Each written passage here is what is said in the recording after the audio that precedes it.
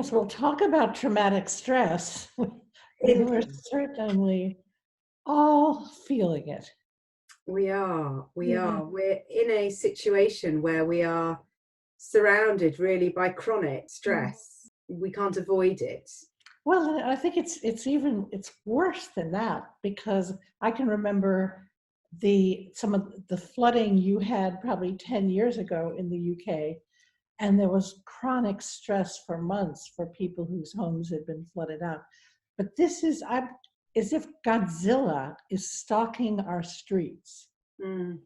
And we're all in the house just being afraid that somehow Godzilla is going to get in. Yeah. Or perhaps we have to go out to do some shopping and we have this fear. Godzilla is out there somewhere. I hope I don't encounter it. Sort of sense of imminent danger, but we don't know where it is. We can't control it. Right, exactly. It could pop out from behind any tree. So in that context, how can we support therapists continuing their clinical work, particularly those with traumatic histories? Therapists with traumatic histories or clients? I was thinking clients, but probably therapists as well. Well, it's certainly a time when therapists need a lot of support and clients need a lot of support. And that's unusual too, because normally we're in less need of support and the client is in more need of support. I think I'm just basing this on what I hear from my colleagues in the US. One of the hardest things for the therapist has been mastering the technology and dealing with both the distance, but also with things like lines dropping and screens fragmenting and freezing, and how, of course, when that happens, the therapist feels responsible. Actually, clients tend to handle those technical problems better, I think, than we do, because they understand.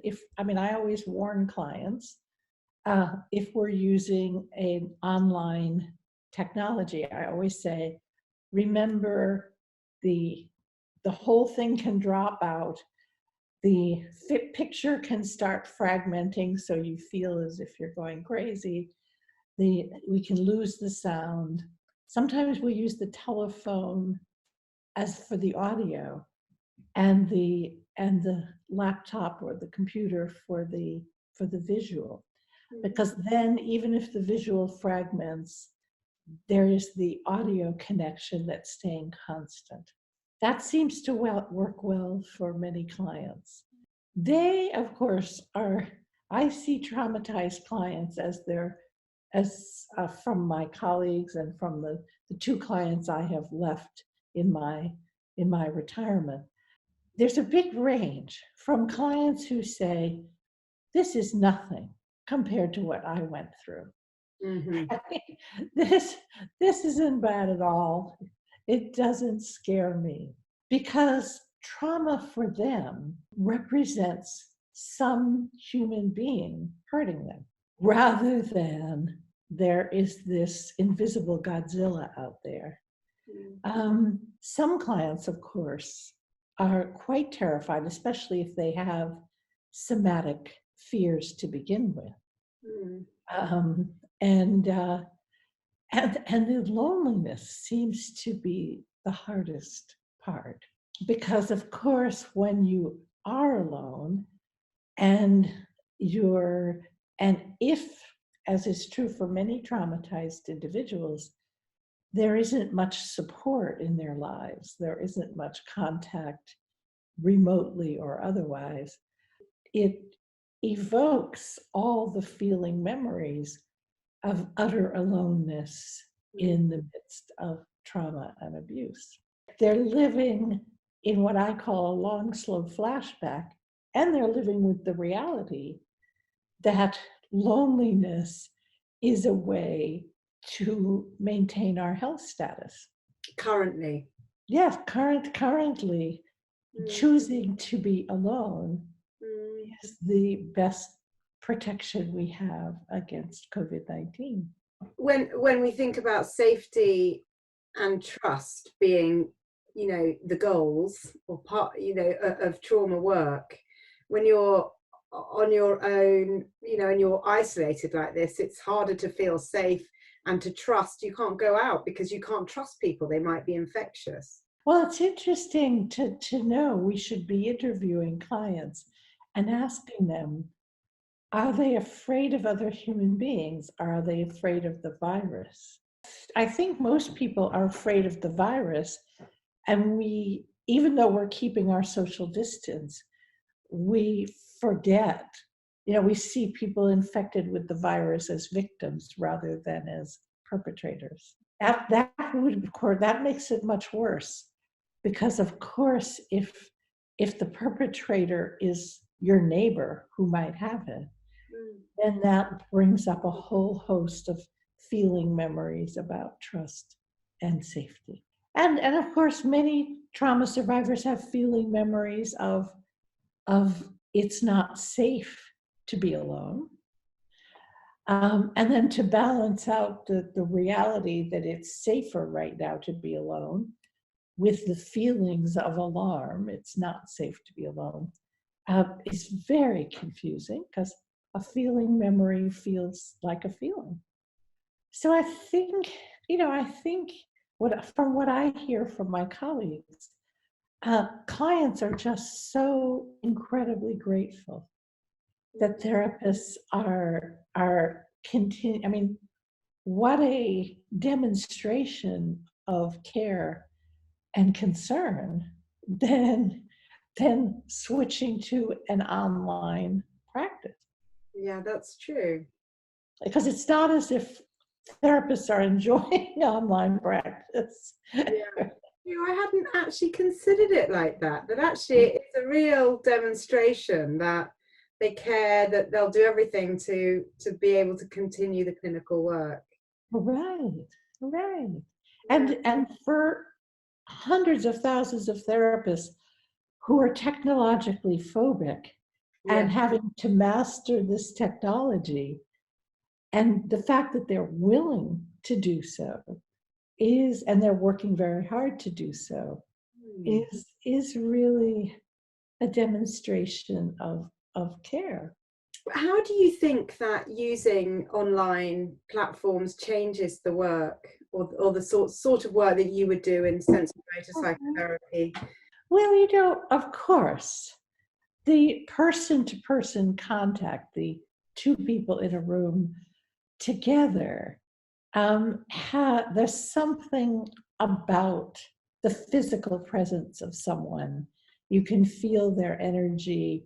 There's a connection there that is hard to put into words, but certainly I've been doing virtual psychotherapy for many years because I travel 9 months of the year. I wouldn't have been able to stay with my clients since I was only home 3 months out of the year.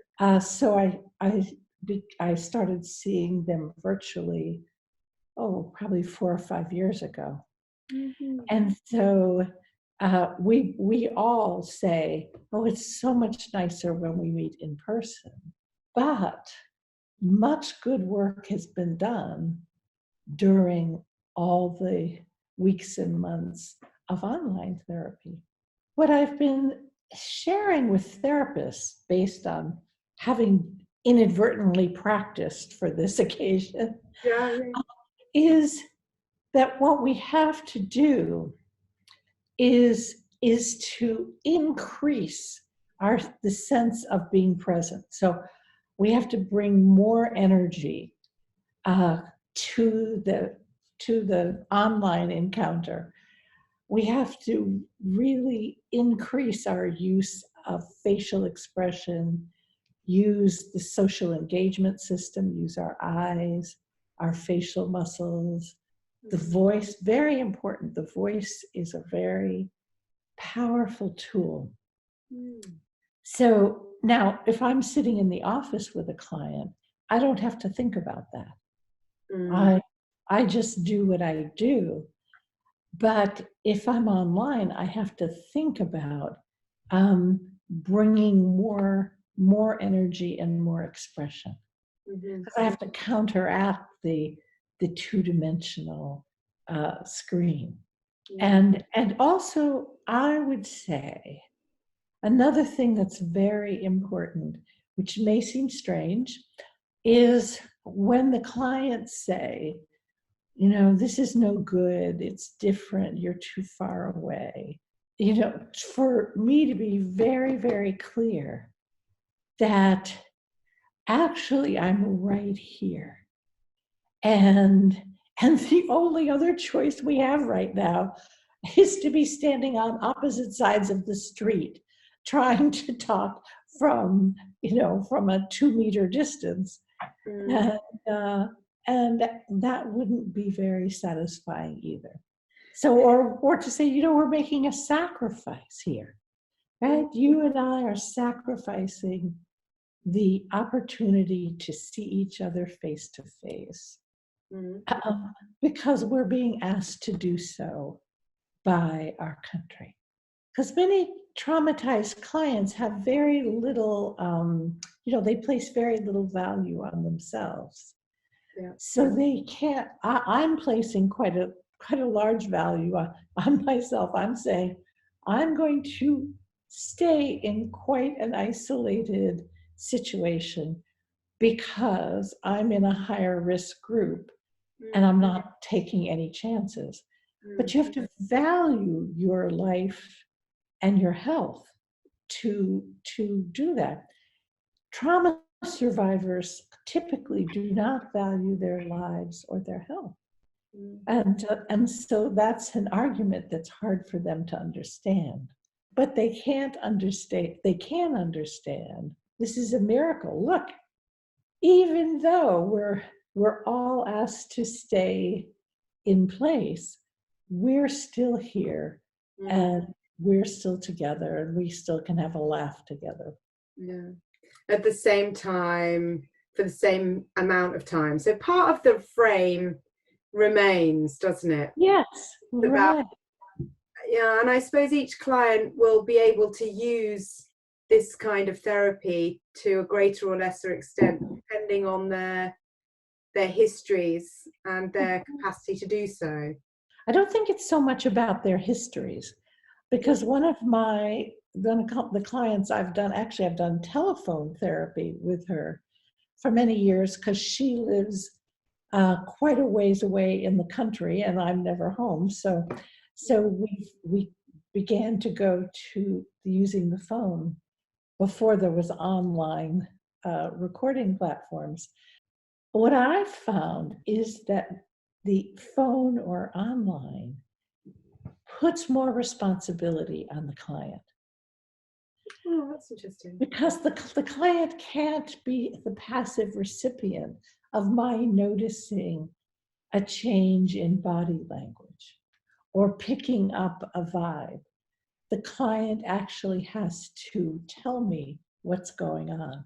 In that way, I have found the online work and the telephone work really, really advantageous, especially for clients who've been in therapy for many, many years, who are still struggling. They take 2 steps forward and 1.5 back.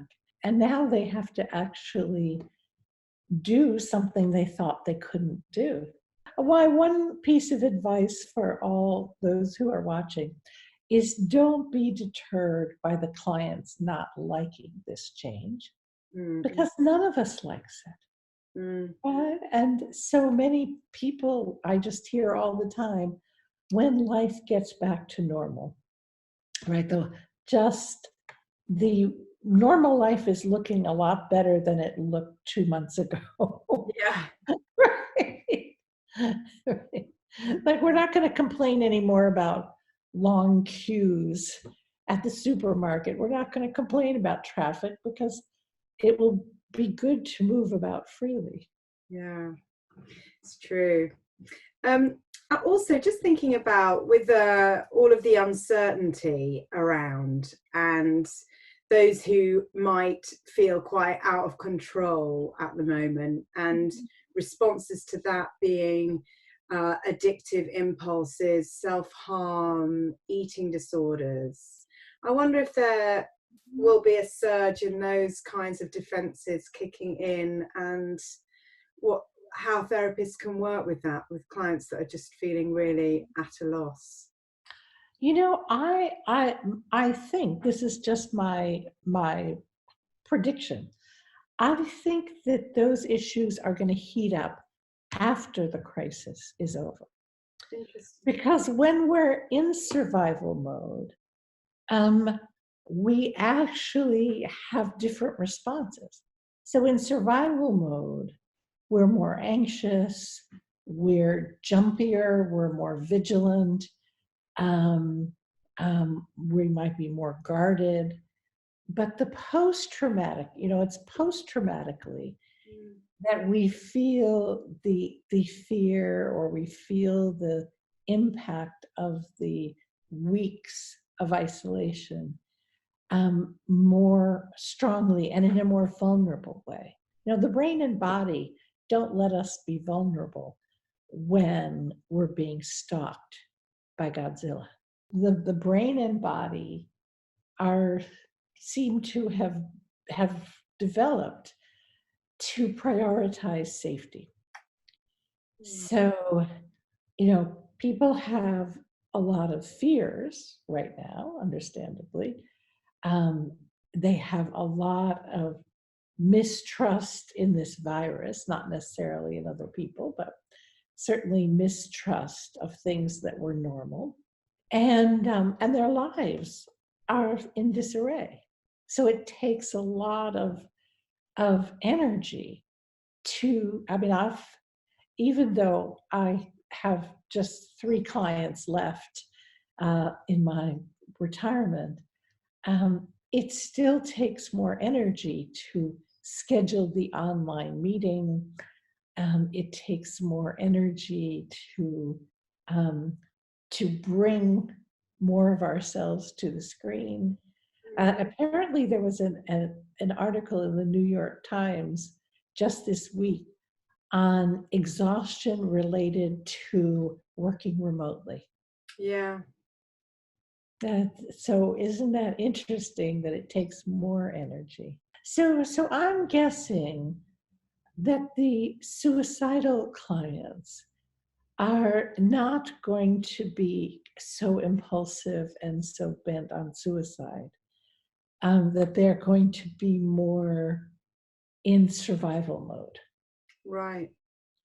Now, that doesn't mean 100%, of course. I would still, of course, be concerned about the risk of anyone in a high-risk category.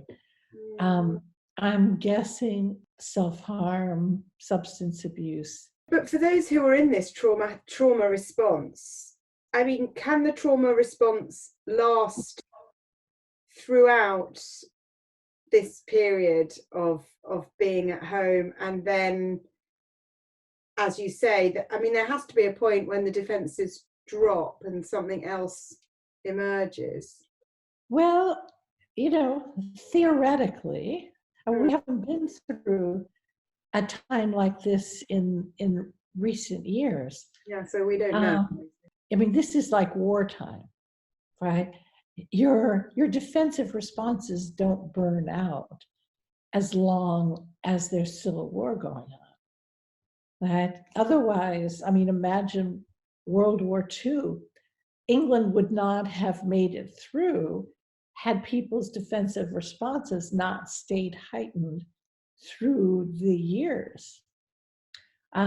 So we have bodies who can adapt to longer term traumatic stress.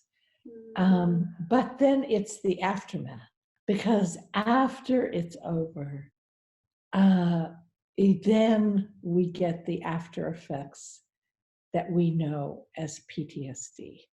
Yeah. So when we're free to leave the house, we may be more anxious about leaving the house. We may find ourselves keeping a greater distance from people in stores.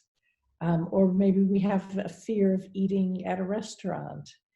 So there'll be repercussions. It won't be the same repercussions necessarily as we get from domestic violence and child abuse, because those involve attachment relationships. I don't love this virus. This virus is stalking me and frightening me, but I don't love it. Yeah. So in child abuse and domestic violence, we have trauma complicated by traumatic attachment.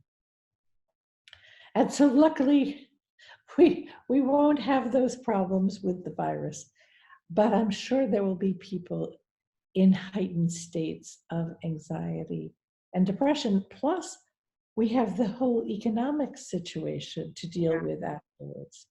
And we really don't know how bad this is going to get. We really don't.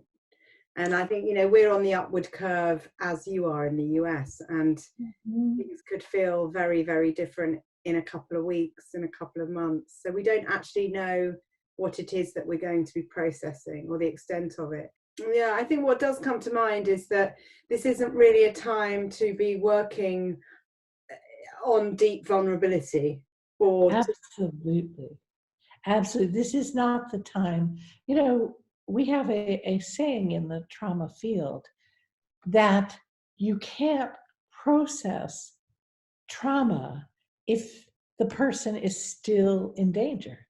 No. Right? Trauma has to be over, and then you can process it as a past event that's still activating your mind and body. This isn't over. And so we can't really process childhood trauma in the midst of current danger. But what we can do is to help people increase their resources for dealing with the situation. To teach them, hard as it is, right? Any of us who've tried to do it, to try to live in the present moment, right this moment. I'm alone, I'm alive, nothing bad is happening, nobody's screaming, yelling, nobody's ill, right? And then the next moment, okay, I'm still okay, and the world hasn't blown up, and to do things like avoiding the news, because the television news only activates more fear, as opposed to, I assume, any bulletins about what we're supposed to do or not do will come to us through other means, not just the news. And using the body. Many people in the US are doing breathing exercises to increase their lung capacity. Anytime you calm your body, you support your nervous system. Your immune system. And the immune system is a big part of what differentiates those who are getting ill and those who are not. So we want to support our immune systems. The immune system is suppressed by anxiety. It's suppressed in the context of stress. So the more we can relax our shoulders, right? Breathe more fully, feel our feet on the ground, center ourselves, go for walks if we're able to do so and consistent with social distancing. Anything that supports the body, feeling stronger. Online contact. One of my friends and colleagues from another part of the US started a virtual cheese and wine evening amongst us.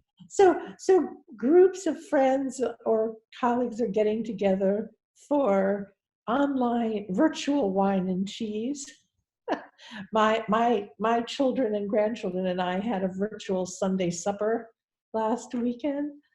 And so anything creative we can do to increase the amount of contact we have just boosts the immune system. For those people who are kind of at a higher risk and are isolated, anything that supports a sense of connectedness. Yes, and because we know from research that people who are socially connected live longer.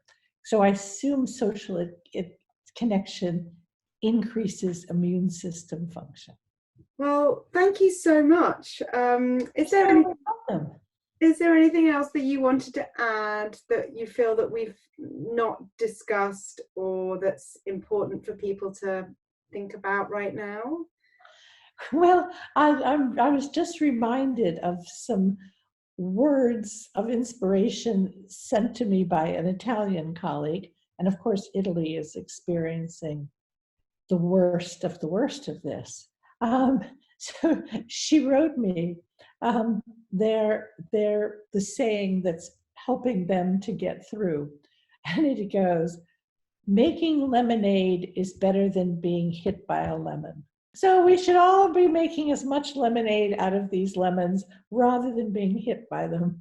Love Which it. I thought was wonderful. Nice to talk to you, Alice. Likewise, thank you so much, Janina, and we'll be in touch with you again soon for our webinar in June. All right.